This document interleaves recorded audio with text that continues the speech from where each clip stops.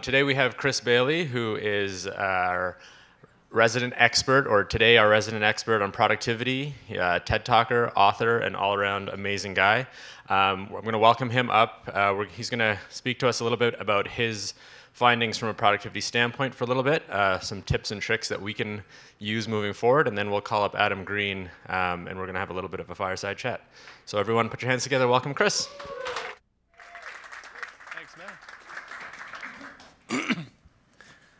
Oh, wow. Thank you for having me. In the true spirit of a fireside chat kind of conversation, I have a hot chocolate today. I usually sip on a coffee or a tea when I'm giving a talk, but, so put your feet up, relax. So welcome, thank you for coming, and to all the folks that are watching the stream, thank you for joining us as well. My name is Chris Bailey, and I'm the author of a book named The Productivity Project. I'll start by giving you kind of a Cole's Notes or a Cliff Notes summary of the book. Essentially, and we can get we got these nice chairs set up here. We'll get into this in the Q&A, I'm sure, afterwards. But the short version of the Productivity Project was when I graduated from university, I was fortunate enough to receive a couple full-time job offers. But I figured if there was a time when I could really explore something that was more meaningful to me, it was then. And so that's exactly what I decided to do.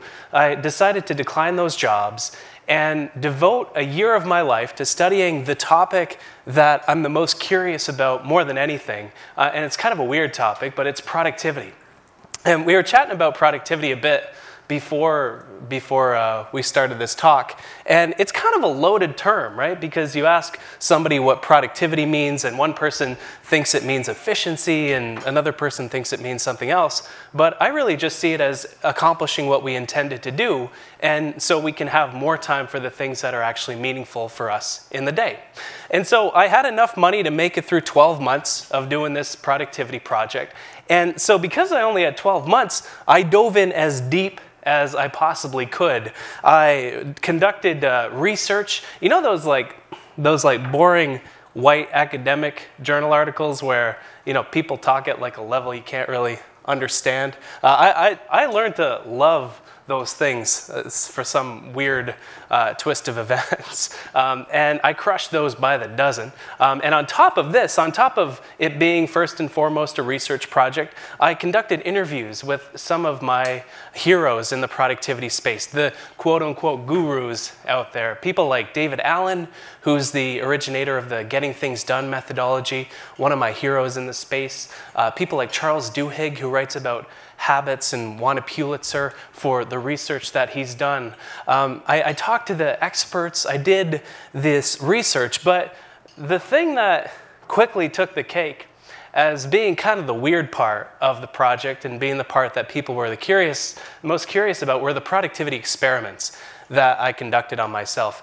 Experiments, this is kind of like a word slide here, but I conducted dozens of these over the course of a year.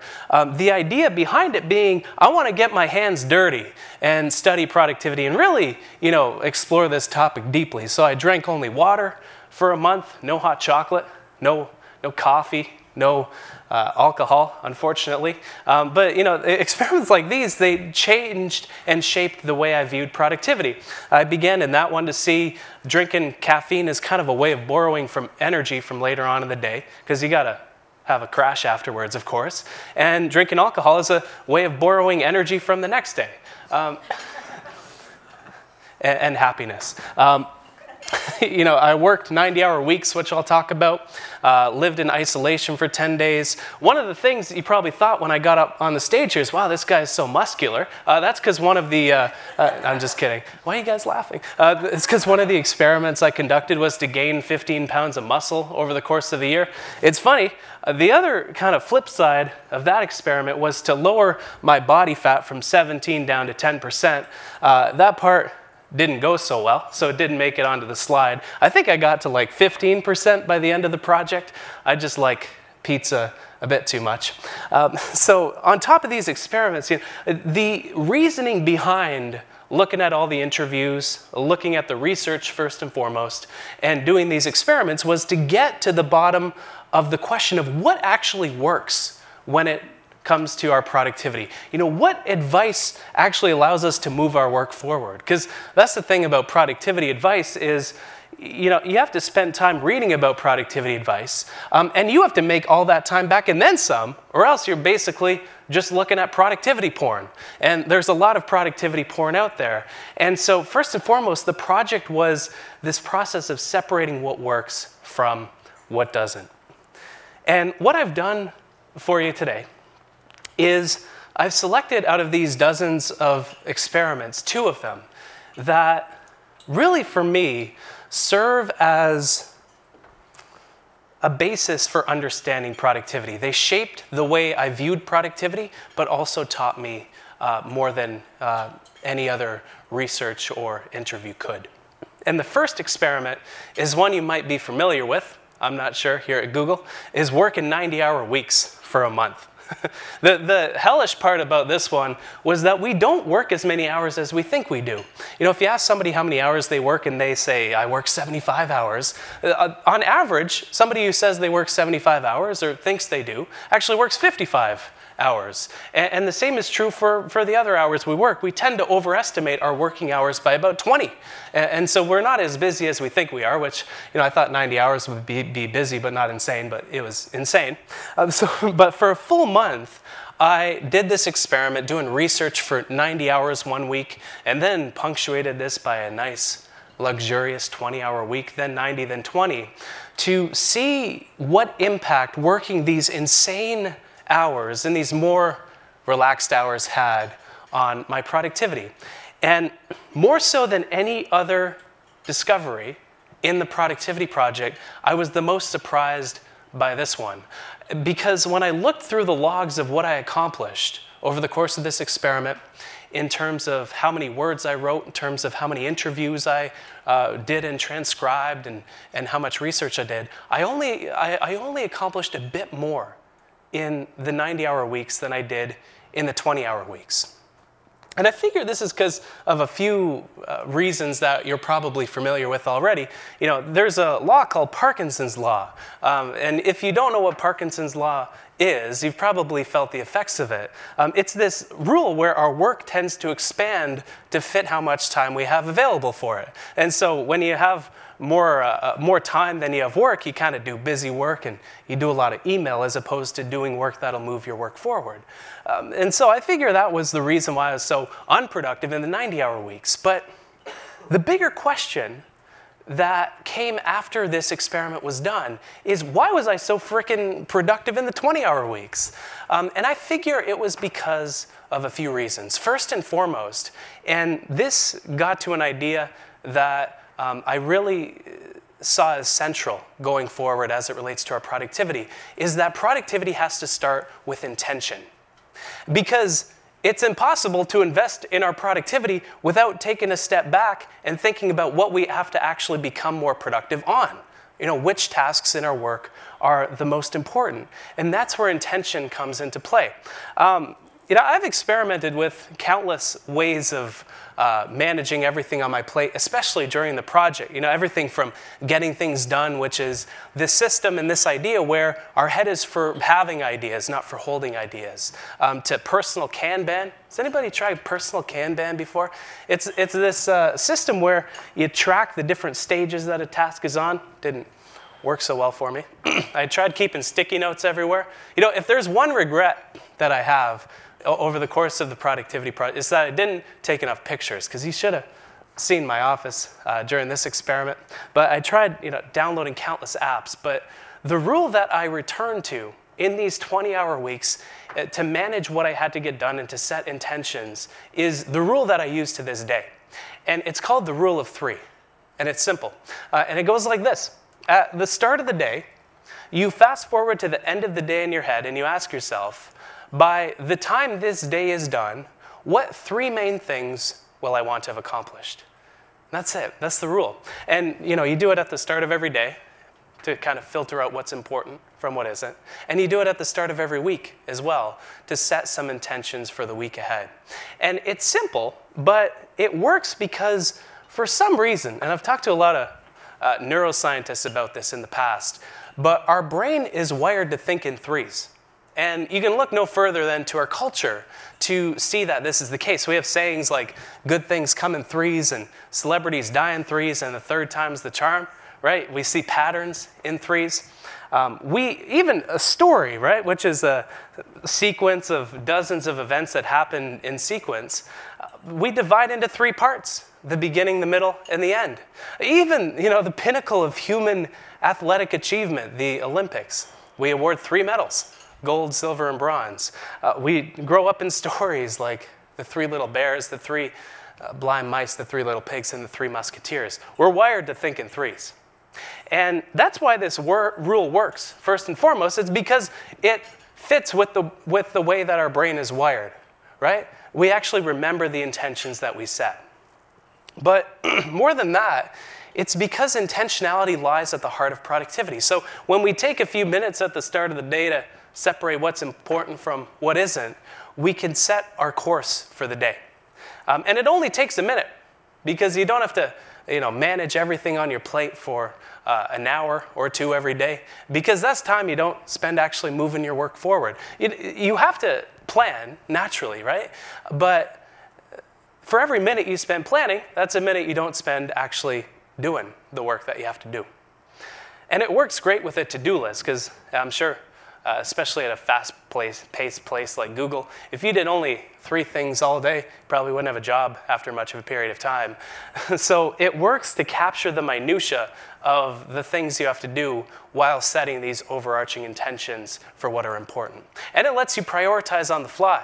Because as I'm sure you're well aware of, you can have the grandest and most ambitious of intentions when you kick off the day, but then once everything hits the fan, which it always does, and emergencies come up and there are fires you have to put out, these new things, you can compare them against the intentions that you set.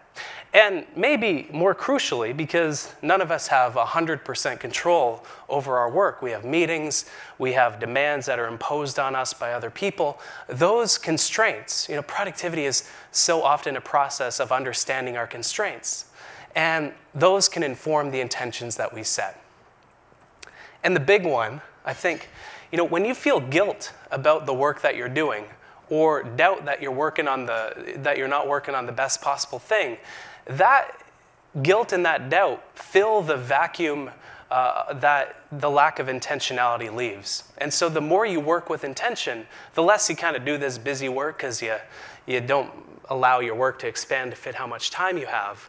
But at the same time, you have this intention behind what you do. So that's the first reason.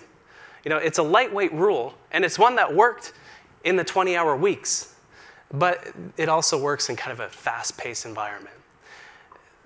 The second rule was a curious one, and it's kind of like the same effect as a deadline in a way, where you kind of know that deadline mode, I'm sure, where you have a lot of pressure on your time, you only have so much time to do something, and so you overcompensate by focusing deeper on the work that's in front of you.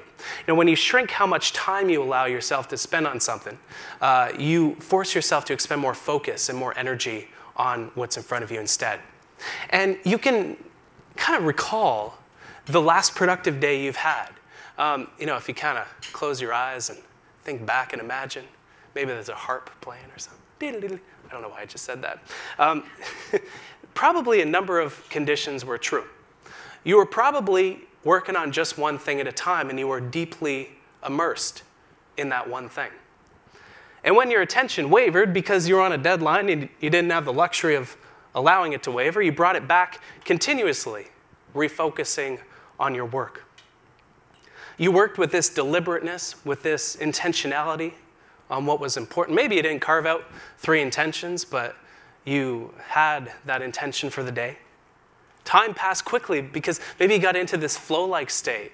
That state where you become so deeply immersed in your work and you look up at the clock and you think 15 minutes have gone by, but it's already noon or it's already 5 or 6 p.m.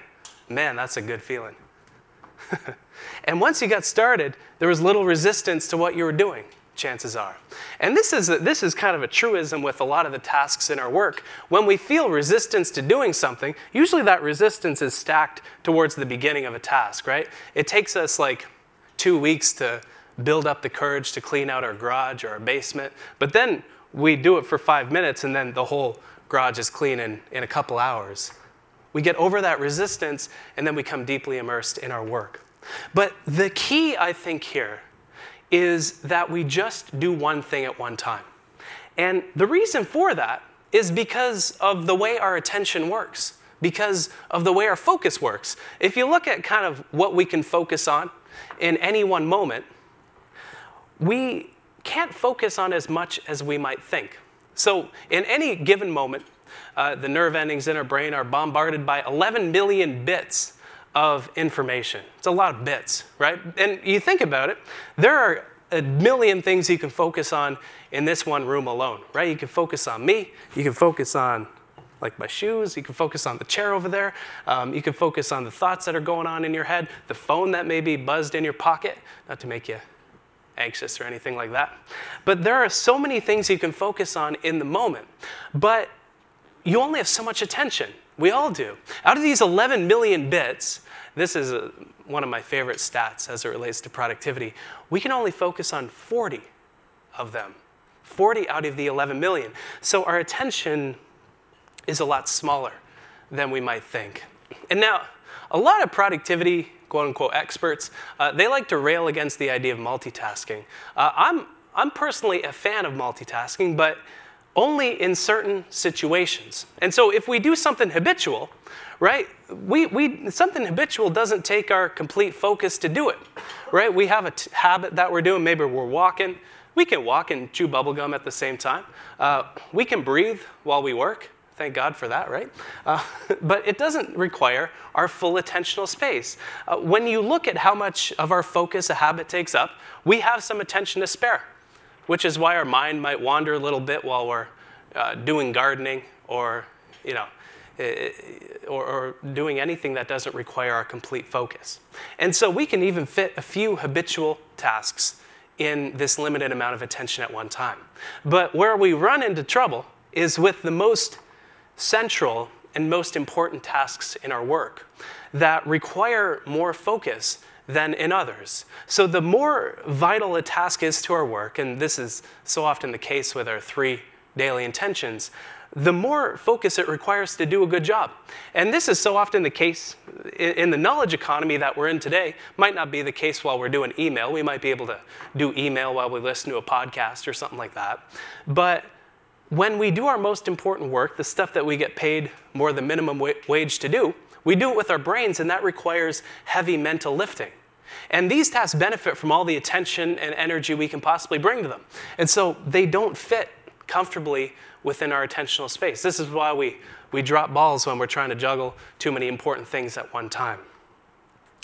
But the brilliant mode that we fall into when we're in one of these situations where we're focusing deep on our work, and your last most productive day, you fell into this, I fell into this in the 20-hour weeks, is when we choose something that's important and we try to eliminate distractions and interruptions, and we allow this task to consume our complete attention.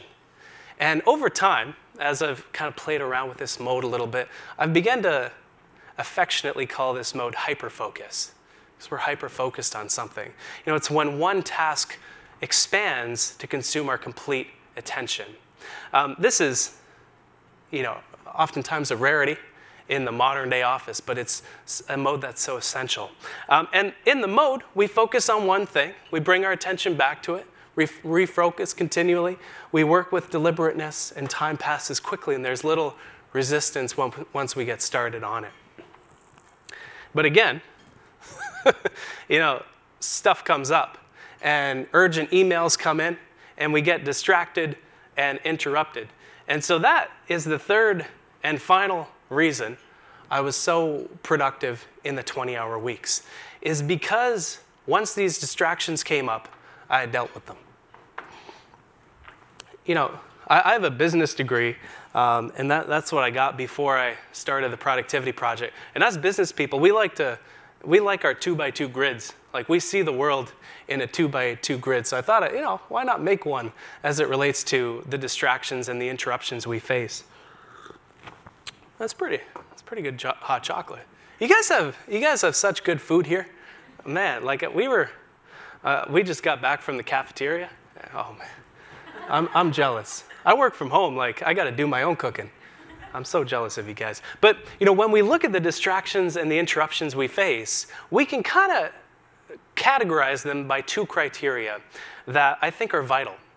And the first is whether or not we have control over the distraction or the interruption, because we can control some, but we can't control others. And there's whether or not the distraction is a nuisance or whether or not it's welcome. Sometimes when somebody comes to your office and say, hey, you want to grab lunch? It's a welcome distraction from whatever it is that you're working on.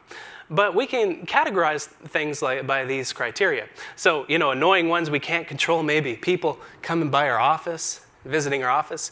One of the companies I spoke at a little while ago, everybody at their office had a lamp. And so whenever somebody wanted to focus deep on their work, they put the lamp on. And that was a sign that you couldn't disturb them. This one's pretty hard to deal with in most environments, though. So office visitors, loud colleagues. I'm sure there's none of those here. Meetings that you can't avoid or get out of. Those are more annoying ones, but there are fun distractions we can't control, like team lunches and calls from loved ones that come in the middle of the day. And what I found is that we might not be able to prevent these from arising, but we can control how we deal with them after they do. And so things like dealing with them and getting back on track for the annoying ones and just enjoying the fun ones that come in. But for the ones we can control, we can actually make a plan to deal with these, as I found in this experiment, so that we don't get derailed. Distractions are infinitely easier to deal with before they come up rather than after. And the reason is because in the moment, a distraction is more attractive than our work. Facebook will always be a more fun thing to do than email or than attend a meeting or really anything else as it pertains to our work. And that's why we should tame it ahead of time. So, annoying ones that we can control, like email. Audible alerts coming from our devices that distract our hyperfocus. Text messages coming in. I like to deal with these whenever I check my time, whenever I check the time on my phone. So that's kind of a cue to deal with whatever comes in, because we all carry a pocket watch around with us wherever we go. Fun ones that we can control, news websites. Oh man, news websites, especially today. I mean, come on. Something weird I've found as it pertains to the internet and social media is the more I disconnect, especially from social media, the happier I seem to get. So if you want to give that a shot, disconnect from social media for a day or two and see how you feel. You just feel incredible, and you are distracted and interrupted less. But we can deal with these ones ahead of time, as I found. So this intentionality, this deeper focus, this hyperfocus, and taming distractions ahead of time. And more than this, when we hear the word productivity, so many people think of managing our time. And that's an inseparable element of productivity, right? Because as long as we have to coordinate our work around the work of other people, time will be essential to the work that we do. But there are other ingredients, I would argue, that are just as important as managing our time. Our attention being one of the main ones, right? It doesn't matter how well we manage our time if we can't focus and we're constantly distracted. And so these tactics should help with that. At least they helped me during this experiment. The second experiment that I have for you is kind of a weird one. And it relates to how we manage our energy over the course of the day. And that is being a slob for a week. This is like a nice fireside chat outfit, isn't it? I should have worn this today. Man, this takes me back. So the idea behind this experiment was for a full week, I would become a slob in the name of productivity. And so I made sure I didn't work out.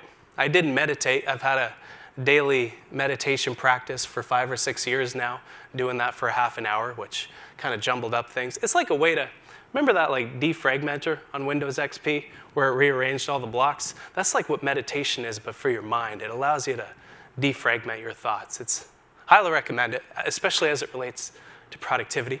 I didn't shave. I didn't wake up early, and I didn't surround myself with people because I was a slob, stayed at home. And this is actually below the daily average for Americans. I didn't know this at the time because it was about 2 hours more TV than I got every day, but I watched a minimum of 2 hours of TV every single day, and as little showering as I possibly could. This is my shower schedule, brings back memories. Showered once on Wednesday in the afternoon, and I couldn't quite make it to the end of the week on Sunday, maybe at the behest of my girlfriend who had to deal with all of these experiments. So I showered on Sunday as well. And I ordered takeout every single day. And this was my favorite part because it was like a nice relaxation. At least at the start of the week, it got to be a bit of a pain, but a burger, Whopper meal, chicken strip, shawarma. I guess they call it kebab. Is that what they call it like in other countries? Because we call it shawarma. You guys know what I'm talking about. What do they call it? Shawarma. I think a kebab, hero, a gyro, goes by. Now I'm getting lost on food. See, you guys have me in this like food mindset after the tour. Extra large pizza to top off the week. And of course, it was a productivity experiment, right? So I tried to do as much research and productive work as I possibly could this week while doing all this stuff. And what I quickly realized as the experiment went on is that, in a way, I had eliminated every source of energy in the work that I was doing. I didn't allow myself to work out. My sleep was affected because of all the caffeine. And it led me to an interesting thought that I'm sure is nothing new, but it was new to me, and it was a new way of kind of thinking about the work that I was doing, which was that energy is fuel. Right? If we burn out at 1 or 2 in the afternoon, our productivity is going to be toast. And our energy is the fuel that we burn over the course of the day in order to be productive. And so doing the simple stuff, like eating well, putting good burning fuel into our body, like elevating our heart rate every day, getting yourself one of these things, getting enough sleep. Sleep is, in my view, a relatively effortless way of exchanging our time for energy. And if energy is the fuel we burn over the course of the day in order to be productive, it'll quite literally boost our productivity. And so this got me thinking, okay, if there are these external factors that influence how much energy I have over the course of the day, what's kind of the natural rhythm that I have, my chronotype? And you've seen examples of this probably in yourself and in other people. Early risers, these damn people, I'm not an early riser. I stay up until like 1 or 2 in the early morning. That's why one of the other experiments, waking up at 5:30 every morning for 3 months, didn't quite work out so well. But these people have a crazy amount of energy in the wee hours of the morning. They get up at like 5:30 and do cycling and stuff like that. Not me. And then you have night owls, who have the most energy later at night. So I thought, okay, what's kind of the natural rhythm of when I'm the most productive? And so this was a kind of a spawn-off experiment of the Slob Week experiment, where I cut out caffeine for a few weeks. I cut out alcohol for a few weeks to get a good reading on how much energy I had. Ate as little sugar as possible, which will spike and then crater your energy levels, as I'm sure you've experienced in the past. And I ate small, frequent meals for fuel and didn't wake up with an alarm. Kind of woke up and fell asleep naturally. And I charted, at the end of the experiment, how much energy I had every single hour for these 3 weeks. And I found that with predictable rhythm, there were certain hours of the day when I naturally had more energy, between 10 and noon and between 5 and 8 p.m. This is when my energy peaked. And the name for this period of the day goes by a few different names. Biological prime time, though, is my favorite because it's when we're naturally the most productive. And so you can use this tactic in your own work. When you realize that you have the most energy, you can work on your most productive tasks during those hours so that you can actually benefit from the extra energy as opposed to just kind of working on autopilot mode. And autopilot mode, I think, is, and I came to see this by the end of the project, kind of the least productive mode that we can possibly work on, where we use our email inbox as our to-do list and we don't step back and set intentions for the day. This is when we're the least productive because we don't consider what we should become more productive on. Tasks that require the most energy are worth doing then. And again, like the rule of 3, we can adjust for the constraints in our work. And so if you have a bit more flexibility and you can show up at 10 if you're a zombie at 7 or 8 in the morning, then use that flexibility to your advantage to become more productive. This is when I schedule all the most important interviews and talks that I give and the most important meetings in my work, because I know just as not all tasks in my work are created equal, there are some through which I'm more productive, like mentoring new employees and writing and researching versus email and kind of slacking off. Not all hours of your day are as productive. There are some where you're naturally more productive than in others. I have one final tactic for you as it relates to our energy. And it's kind of a counterintuitive one, but I hope you'll bear with me for just a second. And it is to separate from work a lot more often than you happen to be already. And this is something I have to continually remind myself of because I'm so bad at it.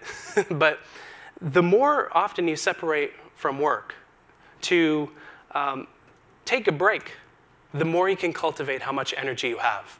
Because the research shows that in our brain is a limited pool of physiological energy. And once that pool becomes depleted, our productivity is toast. This is why when we try to work straight through tiredness and fatigue, things always, they don't work out so well. And this helps maintain these peak energy periods of the day when we take a step back to recharge. But I would argue that there's another benefit to this mode where we're focusing on something and, frankly, unfocusing on our work. And it's that in this mode, we are the most creative because we have time to daydream. Now, if you think back to when your most brilliant idea or light bulb insight struck you from out of the blue, you probably weren't doing a dozen things at one time. You probably weren't allowing your attention to overflow. You were probably doing, frankly, not much at all. Maybe you were taking a shower, maybe you were gardening, maybe you were walking around the office a little bit without your phone in your pocket. It's in this mode that our brain is the most productive because it's the most creative. Right? We can connect the most dots in this mode and come up with the most ideas in this mode as well. So it's this super underrated mode that we have. And it's kind of the opposite of hyperfocus, where instead of bringing our complete attention to one thing, we're focusing on nothing. But that makes it so much more creative because it lets us recharge and become more creative. And the key here is when you take a step back from your work, do something that requires no self-control. And because you have this limited pool of physiological energy, when you do something that requires no self-control, you don't have to deplete your brain more. You can recharge your energy levels. And this is one stat that I pulled. It's hard to get a reading on exactly how long we should break for because everybody's wired so differently. But one stat from an app called Desk Time, they looked at the most productive people who used their app. And they found that the people who broke for 17 minutes after every 52 minutes of work were the most productive. And don't live by this rule, but as a general sense, it's worth breaking more often than you already are because of how important energy can be for our productivity. And so time, of course, is an ingredient that's inseparable from productivity, and attention is too. But I would argue that energy especially how much mental energy we have and how our energy fluctuates over the course of the day, is just as essential. And this was probably the most curious part of the productivity project, was that out of everything I experimented with and interviewed people about and researched, every single lesson that actually worked, you know, there's a lot of productivity advice that doesn't work, fell into one of these three different categories. And so I figure productivity is the confluence of these three ingredients. And there's some overlap. You know, we can manage our time better by doing things like the rule of 3 and taking more breaks, but that allows us to manage our energy and our focus better too, because it lets us recharge. For our energy, we can work in prime time when we have the most natural energy, and carve our day out around when we have those peaks. And you know, by managing our time better, we can get more energy and doing the basics as well. And for our attention, when we tame these distractions and these interruptions ahead of time, because they're infinitely easier to shut off email notifications ahead of time than try to resist the ones that come in. And hyperfocus, this mode where we're channeling all of our time, our attention, and our energy into one thing at one time, the most productive mode as it relates to our productivity. So all three of these ingredients are connected and work together in these marvelous ways, which we can chat about now. Finally, dig into this hot chocolate a little bit. And thank you so much for having me. Awesome, man. Thanks. All right, man. Grab a seat. Yeah. I love all the candy around the office, too. Yeah, it's the 15 pounds of lean muscle mass and getting down to 10% body fat is almost impossible here. It's a pipe dream. Yeah, they're working against it. Cheers. Cheers, man. All right. It's good. Is this like instant hot chocolate? I believe so. Okay, it's pretty good for instant. It's not bad. I suppose you have to load it up with sugar for it to... Yeah, mostly. For it It's to like work? brown sugar. I think. Yeah. It's fine. So first off, I want to say thanks for coming in. I love the book. Read it in 2 sittings, which I felt was very productive. Yeah. Inherently. I want to know. You're hyper-focused. How did you get? Yeah, hyper-focused, Yeah. for sure. How did you get on to this topic? Because like this is just it's amazing, and I'm really thankful for my own sake that you became so obsessed with it. But this is like a weird thing to get obsessed with. Somebody's got to be into it, right? Because somebody's got to do the work of separating the stuff that works from the stuff that doesn't. But it's funny, there's a picture of me on the beach somewhere from over a decade ago. And I'm reading a book called The Joy of Stress. It's one of those books where like the author puts a picture of himself on the cover because he likes to see his face or something, I don't know. But I've been into this idea of productivity for more than a decade. And I think it started, I can't remember whether it was because I was poor. Both my parents are psychologists, which is why I'm so weird and kind of wired differently, I guess. But that, maybe it was poring over their collection of old psych textbooks. Maybe it was looking over the business section of the chapters, kind of the Barnes and Noble of Canada, that I got interested in this idea. I can't remember what it was, but it was, I think, a confluence of ingredients that contributed to it. Awesome. What about when you're not, I mean, most of your productivity focus right now is focused on productivity itself. Yeah. What outside of productivity itself do you focus on? It's fun because that's kind of the weird part of the project is like being productive, studying about productivity, it's very circular. It like reflects in on itself. It's like writing about writing, except not as meta as that, I'm sure. I think productivity in its purest sense of the term, it exists to allow us more time for what's actually meaningful to us. And it was funny because growing up, I was doing other stuff. Like I had jobs, working at Fortune 500 companies before I started this project. And when I would go home, that's what I would do, is I would read books about productivity because that's what I was curious about and interested in. And so when I started doing this project, when I looked around for stuff to do with my free time, I was like, what the hell do I do now? Because I used to use all that time to, read about productivity and how the mind works. So you get a job in your free time. Yeah, maybe I should work a full-time job while while I'm while I'm doing this. But it's really like the place that I see it fitting into my life is to allow me more time for my passions. These days it's the piano, it's studying cosmology, it's writing, quite a bit about these ideas and about other ones. Awesome. Does that answer? I don't know if that answers. Yeah, I think so. The book outlines how you basically made yourself your own guinea pig. Yeah. You experimented on what would make you more and less productive. And you did some hilarious and amazing experiments, like not talking to anybody for 10 days. Yeah. The waking up at 5:30, I commiserate. I hate waking up. What time do you wake up at, would you Well, say? I have 2 small children, so I wake up when they wake up, which now is like around 5:30, and I can attest to the fact that it's horrible. Yeah. But how did you choose the experiments? Because you found some really weird and interesting. There are some weird-ass experiments, yeah. I started with the thing that I wanted to measure and worked backwards to kind of a crazy idea that would allow me to measure that thing.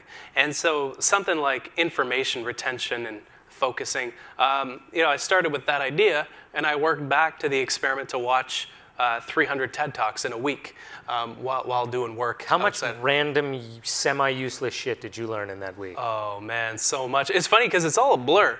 But the topics... So your information retention was horrible. It was shit, yeah. But the stuff that actually stuck, it's funny because it had the most emotional appeal. The talks that actually changed me were the ones that kind of made me cry or made me laugh or made me, run the gamut of emotions. But I started with something I wanted to measure, and a lot of the times it was kind of a myth or something like along those lines, or a saying like the early bird gets the worm. Right. So I thought, okay, why not restructure my entire life around waking up early and see if it works? And interestingly, on that one, there's zero difference in somebody's socioeconomic standing based on what time they wake up at. Is it good? Is it good hot chocolate? Yeah. It's great for sugar, but we're gonna have a crash. Total It's gonna crash. mess with our biological Nothing prime is times for sure. There's zero difference in somebody's socioeconomic standing based on what time they wake up at. It's what we do with our hours after we wake up that make the biggest difference in our productivity. So why do you think that myth persists? Because I've seen so many, my brother loves to cite to me how like the most successful people in the world get up before 5:30, and I think he's smoking crack. I think, yeah. I think it's well, I can't. I've never met your never brother, met my but brother. He's got some stuff to figure out, I'm sure. But it's because the idea of He's related to me. Yeah, of course. Like I don't know. I'm gonna end that right there. The idea of a lot of these changes is so much sexier than what we have to actually do to make that change reality, and that's true for waking up at 5:30 especially. I had this sepia tone fantasy of being this guy who like wakes up at 5:30 and meditates and drinks a coffee while reading the New York Times and does all these things before the rest of the world even wakes up. But then I realized that I absolutely hated the ritual. I had to go to sleep when all my friends were heading out. When my girlfriend got back from school, I had to say, okay, good night. I have to be in bed at 9 because I don't want to compromise on my sleep. And it speaks to that idea where a change has to be worth it and move our work or our life forward in some meaningful way. And we have to know why we're doing it before we do it. And it goes back to that idea of deliberateness, where the most productive people that I found over the course of the Productivity Project, the executives that I spoke with, people from all walks of life that were the most productive, they were the ones who switched off autopilot mode so they could work and act and live more deliberately and intentionally. That intensive focus. Yeah, so having that focus, but not only that, but thinking about what to focus on before they did it. Cool. Excellent. I'd love to turn it over to the floor if anybody has any questions. We have a GVC question. Oh, excellent. Is it GVC? Is that how you say it? Google Video Conference. Oh, that's cool. Hello. Hello. We're in the Waterloo office. Hey. I was wondering if you could go into detail about how to take distractions. How to what distractions? Tame distractions. How to tame distractions. Yeah. It's funny, so many of the distractions that we deal with stem from the internet. This So internet. it's our fault. Yeah, it's Like- your fault. You created this series of tubes that has taken over the world, as that one congressman said. It's funny, I wrote most of my book while being disconnected from the internet. And I know that's not realistic advice to give at Google, but we spend 47% of our time on the internet procrastinating on what we intended to do. And that's what procrastination is. It's fundamentally a breakdown of our intentions.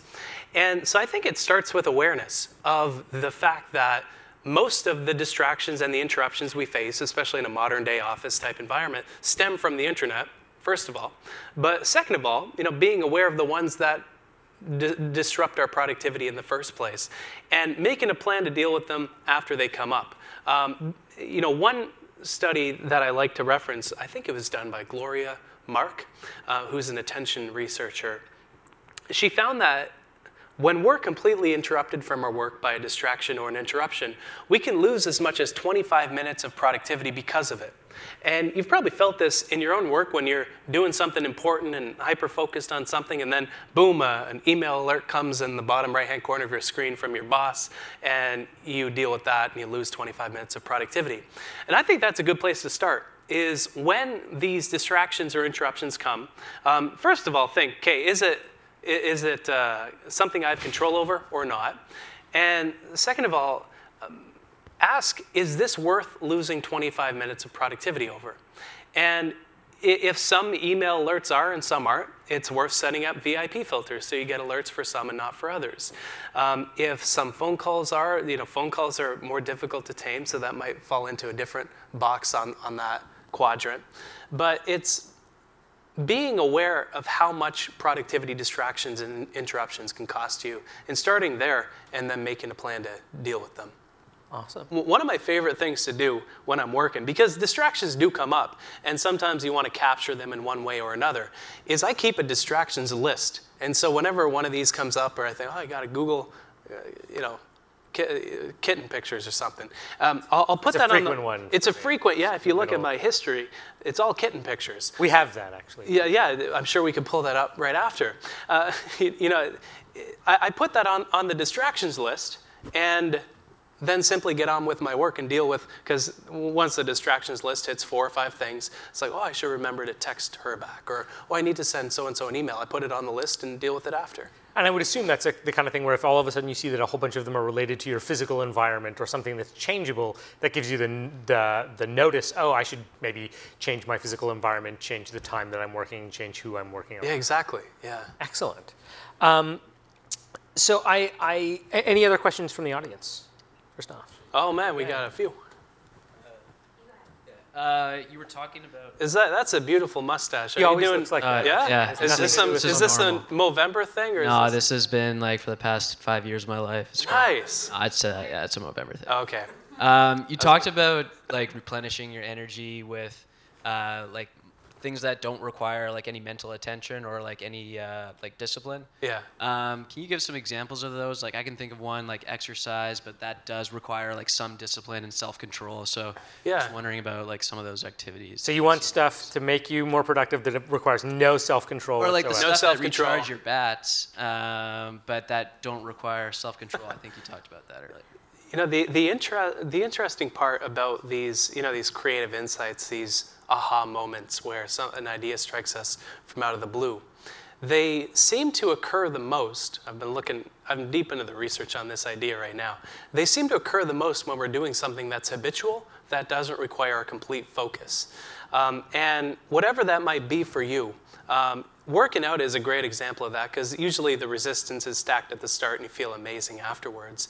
Do you have nap rooms here? Like, is there a room you can go to? We have a business hammock on the 15th floor, or the 11th floor. I thought business hammock was that bikini that you, no, I'm just, that's a banana kind of hammock. That's a banana hammock.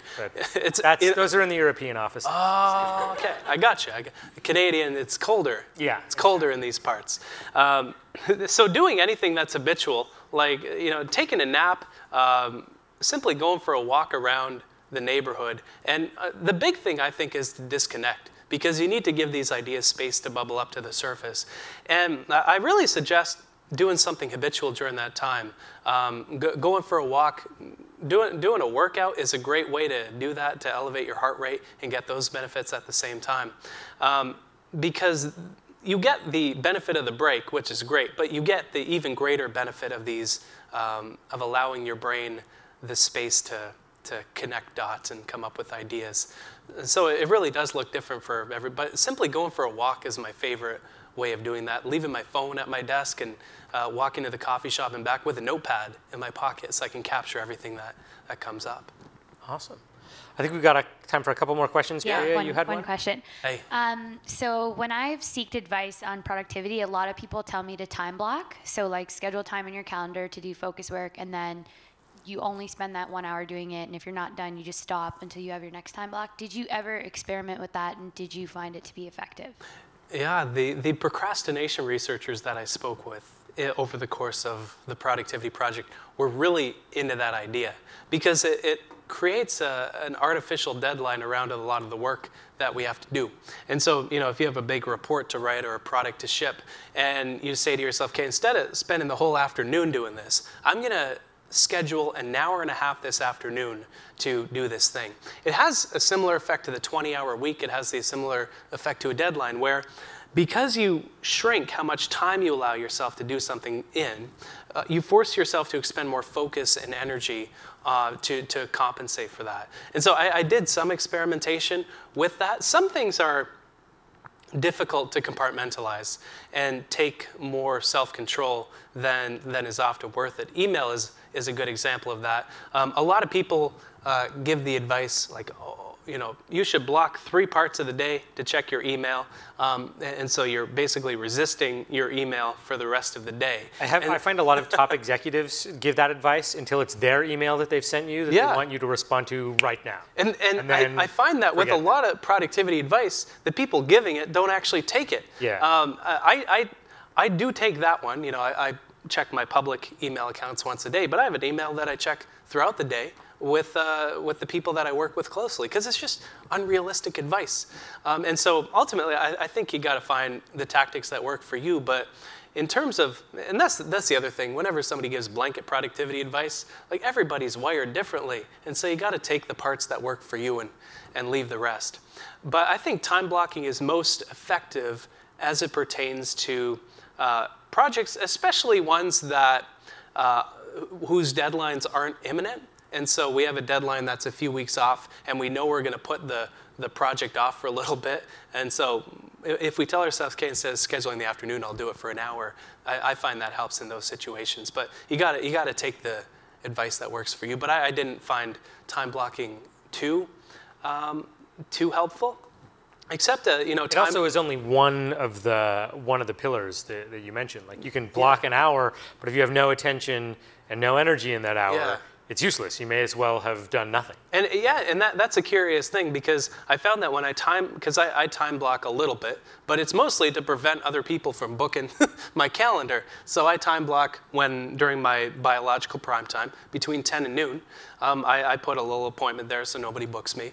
And I work on one of my 3 daily intentions that day. Usually it's writing something, usually it's researching something, and I find that works. I have a client who has that tactic. He has a made-up client, so he's like meetings with Bill. There is no Bill, but he's just his calendar is fully populated with meetings with Bill, and that's just stuff that he needs to do. Block off his calendar. That's good. If you want to work out at work, like that's a great tactic. Like nobody will book you. If you want to take a break. There you go. If you see meetings with Bill in my calendar. Everybody's going to have meetings with Bill after this. Cool. Any other questions? No?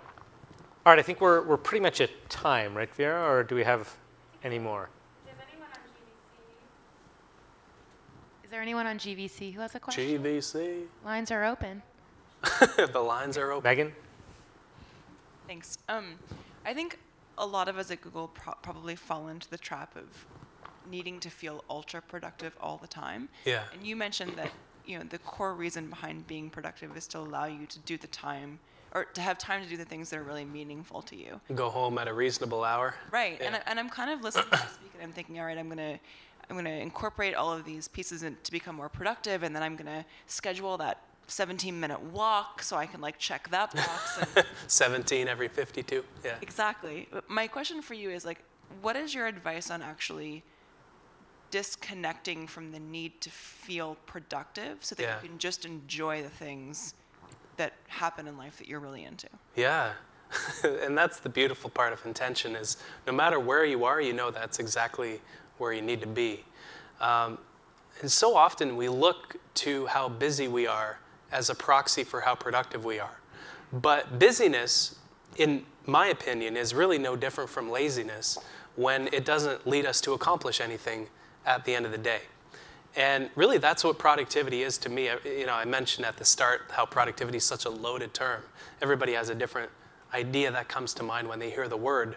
But to me, it's just accomplishing what you intend to. So if you intend to have like a nice, relaxing day on a beach and do nothing at all, and then you do, I would argue that you're perfectly productive. And the same is true if you intend to, finish coding a piece of software and ship it that day, and then you do. I would argue you're perfectly productive there too. But it does have to start with that intention. And one tactic that's worked for me in terms of aligning myself to that definition of the word productivity is to make an accomplishments list. And so throughout the day, whenever I ship a project, whenever I reach a milestone with something, I add that to my accomplishments list. And that's simply the tactic that I use. And at the end of the week, I look over this accomplishments list and kind of pat myself on the back and say, man, you accomplished quite a bit. It's not that you were busy, you were actually productive. And so I find the accomplishments list works. And the rule of 3 is really powerful for that intentionality. Because over time, first you overshoot. In my case, I would say, okay, I want to write 1,000 words today, and I wrote 1,500. Then I say, okay, I want to write 2,000 words, then I wrote 1,500. But over time, you adjust to understanding the how much time, energy, and attention you have every day in order to get stuff done, and aligning yourself to that through the accomplishments list, I find Sort of managing really helpful your own too. expectations of yourself. Yeah, and so much of having low expectations for yourself, man, there's no better way to be Set the happier. bar low, you'll Set be the bar happy low, all the time. so you can just step over it every day. It's like, man, like that. I am the greatest. Don't get fired, get out of bed, pants mandatory at work, done. Hopefully, yeah. All right.